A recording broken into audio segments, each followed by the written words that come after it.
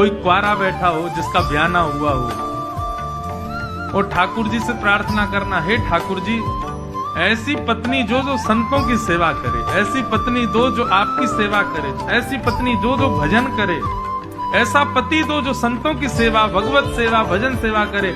आप विश्वास मानना ठाकुर जी साधारण पत्नी पति नहीं देंगे, खुद ही आ जाएंगे पत्नी बनके, खुद ही आ जाएंगे पति बनके। क्यों? क्योंकि भगवत सेवा के अधिकार के रूप में कुछ मांगोगे, ठाकुर जी कहेंगे ये मुझसे अच्छा कोई नहीं कर सकता। संत सेवा के लिए पुत्र मांगोगे तो ठाकुर जी कहेंगे मैं ही आ रहा हूं। क्यों? संत सेवा मुझसे अच्छी कोई कर ही नहीं पाएगा। भागवत में वर्णन आता है कि नंद बाबा जब कहीं भी कोई अनुष्ठान करते थे ना, तो संकल्प में क्या बोलते थे?